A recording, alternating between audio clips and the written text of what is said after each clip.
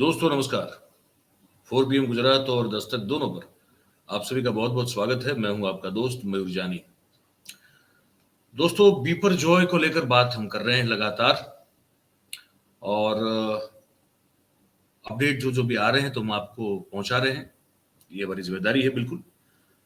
तो वो तो हम बताते रहेंगे जो जो आते रहेंगे, लेकिन साथ में हमको ये लगा कि पिछले 20-22 सालों में गुजरात पर जो लगातार, शायद ही बीच में 1-2 साल रहे होंगे जहां पे फिर ये तूफान टकराया नहीं होगा, अदरवाइज हम सोच रहे थे। तो हमको लगा कि इसका एक समरी आपको बताना चाहिए कि ये क्या हो रहा है कि पिछले 20-22 साल से लगातार 1-8 साल छोड़ के जो है विकराल विनाशक जो स्टॉर्म है वो गुजरात और विशेष रूप से सौराष्ट्र और कच्छ, ये कुछ भौगोलिक रूप से भी मेरे ख्याल से कुछ ये बनता होगा, वहां जाके टकरा रहे हैं और बहुत सारी जो तबाही और विनाश जो है वो हुआ है।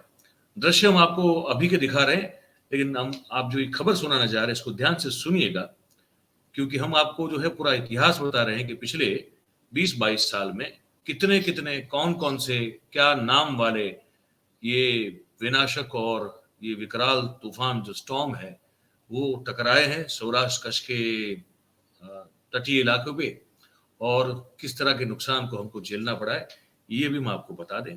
आप दृश्य अभी के हैं, जो जो अपडेट होते आ रहे हैं हमारे पास वो हम आपको दिखा रहे हैं। ये दृश्य अभी के देखिए, जो तैयारियां हो रही है वो भी है, फूड पैकेट बन रहे हैं वो सब भी है, हर चीज जो है वो है इसमें। आप देखते जाइए, और खबर जो है हम जो सुनाने जा रहे हैं पूरी एक एनालिसिस के साथ, एक जानकारी आपके पास पहुंचे, इसलिए उसको आप ध्यान से सुनते जाइए। तो ये तो अभी ये द्वारिका तक जो है उसका एक अभी का दृश्य है। मेरे ख्याल से सुबह हमको किसी ने भेजा था, हमारे एक मित्र ने, तो वो है, वो अब देखते जाइए। अब बताएं आपको, देखिए एक चीज जो हो रही है वो ये है कि पहले ये होता था कि उड़ीसा जो है वो बड़ा हॉटस्पॉट हुआ करता था इस तरह के तूफानों के लिए, पर लेकिन अगर ट्रेंड देखा जाए तो पिछले कुछ दशकों से ये जो है वो कहीं ना कहीं गुजरात और पर्टिकुलरली सौराष्ट्र और कच्छ जो है ये इसके तटीय इलाके इसका टारगेट बनते हुए नजर आ रहे हैं। ट्रेंड जो है वो कुछ बदला बदला सा नजर आ रहा है।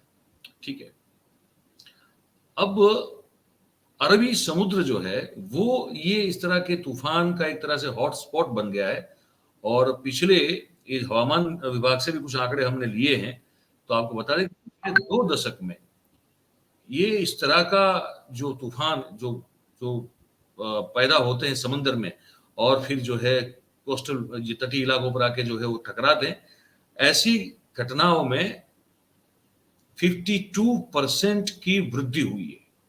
आप समझ सकते हैं, बहुत बड़ी बात है ये।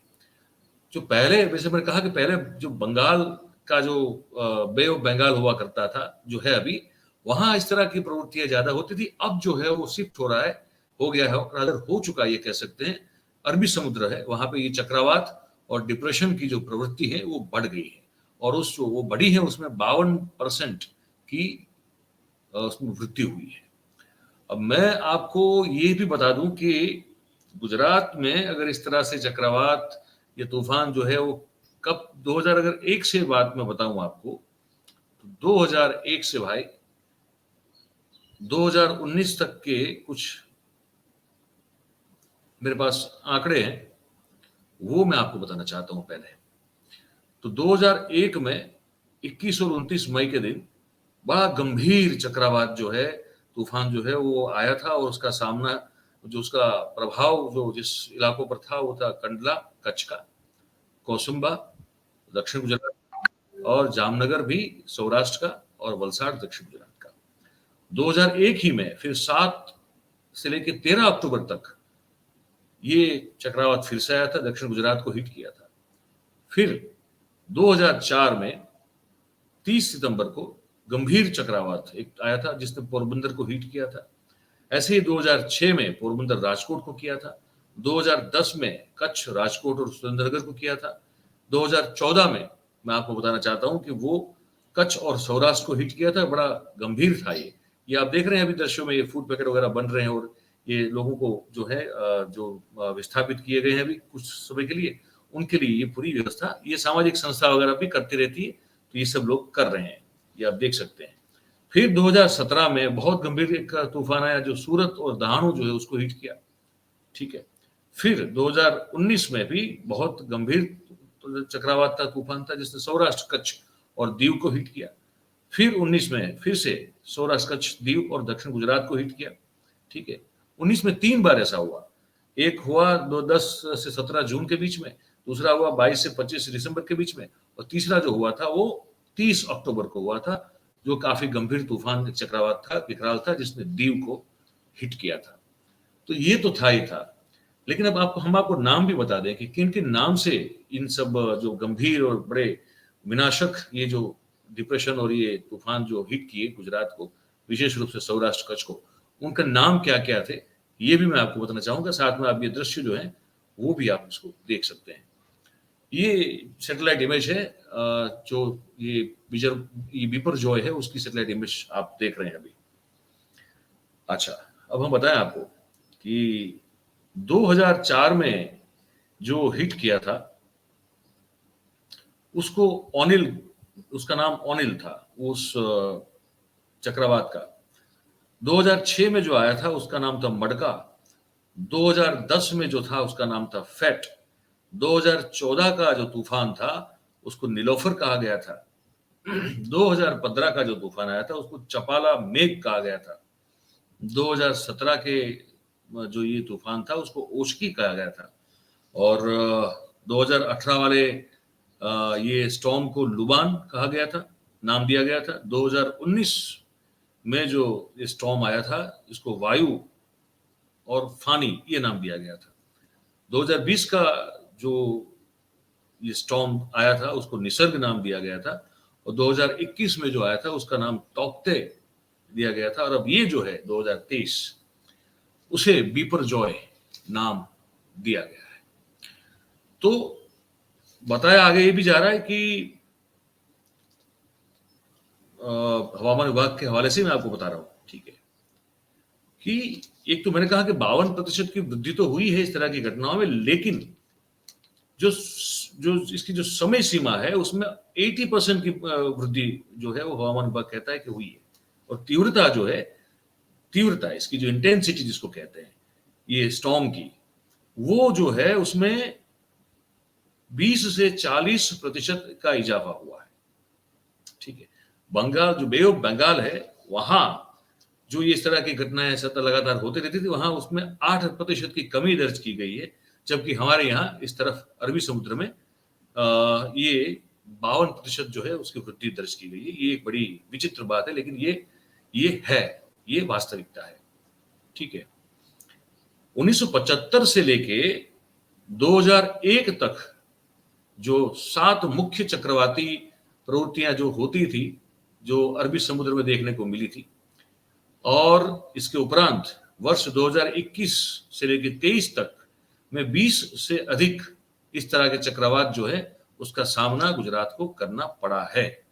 जानकार लोग जो है उनके मुताबिक अगर बात की जाए तो ये जो लगातार ये जो ये बढ़ रहा है ना इसका सिलसिला, इसका मुख्य कारण बताया जा रहा है कि दरियाई तापमान जो है वो है, समंदर का पानी का जो तापमान है उसमें जो फेरबदल हुआ है वो एक बहुत ही बड़ा एक परिबल है, मुख्य परिबल जिसको कह सकते हैं। और बताया जा रहा है कि प्रतिवर्ष समंदर का जो तापमान है उसमें around average on an average 10 मिली डिग्री जो है वो बढ़ रहा है। वो 10 मिली डिग्री का तापमान बढ़ रहा है वहां पे। और ये बहुत बड़ा कारण है जिससे ये समुद्री तूफान जो है वो उनकी तादाद भी बढ़ रही है, और उनकी जो इंटेंसिटी है वो भी इसी कारण से बढ़ रही है, ये बताया जा रहा है, ठीक है। तो अब हमारे 14 जिले ऐसे हैं, अगर पूरे गुजरात की बात कर लें तो 14 जिले जो हैं वो समुद्र तट वाले जिले हैं, जो समुद्र से बिल्कुल सटे हुए जिले हैं।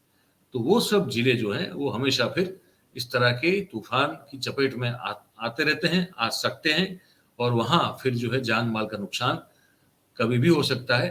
अब ये दृश्य देख लीजिए, ये जो है जिस तरह से इस बीच समुद्र की बात है, हेलीकॉप्टर एक रेस्क्यू कर रहा था, इसी तूफान का दृश्य ये बताया जा रहा है। अब देखेंगे कि बीच समुद्र में जो एक लहर उठ रही है, अभी देखिए अभी उठ रही है, लहर उठ रही है और जो छोटा सा भी हमको लग रहा है शिप को इतना छोटा नहीं है, लेकिन उस लहर ने आप देखिए जैसे अभी आ रही है, इस पूरे शिप को एक खिलौने की तरह जो है उठा के जो है कैसे पलट दिया, आप इसको देख सकते हैं। तो ये ताकत है। तो ये हमने आज पूरी हिस्ट्री बता दी आपको कि किस तरह से हमने आपको ये भी बताया कि पहले जो बे ऑफ बंगाल में ये प्रवृत्तियां होती थी, ये जो समुद्री तूफान वाली है वो बढ़ गई है गुजरात की, और जो अरबी समुद्र है वहां पे, और लगातार हम जो है गुजरात और पर्टिकुलरली सौराष्ट्र और कच्छ, इस तरह से हम ये समुद्री तूफान की मार झेल रहे हैं। तो अब क्योंकि पहले से पता चल रहा है तो कम से कम जान की नुकसानी तो इतनी नहीं हो रही, लेकिन माल की नुकसानी जो है वो भुगतना पड़ रहा है हमको। तो हमने आपका पूरा हिस्ट्री बता दिया। आपको ये जानकारी कैसी लगी, ये आप हमको जो है नीचे कमेंट बॉक्स में जरूर से बताइएगा। और फिर अगर हमारी बात अच्छी लगती है भाई तो लाइक कर दें, इसको शेयर हो सके उतना करें, सब्सक्राइब नहीं किया है तो कर लीजिए, वो घंटी वाला जो बटन है उसको दबा दीजिए, और भी लोगों से करवाएं तो बहुत अच्छा लगेगा। आप सब हमारे साथ जुड़े, इसलिए आप सबका बहुत बहुत धन्यवाद। Thank you very much. नमस्कार।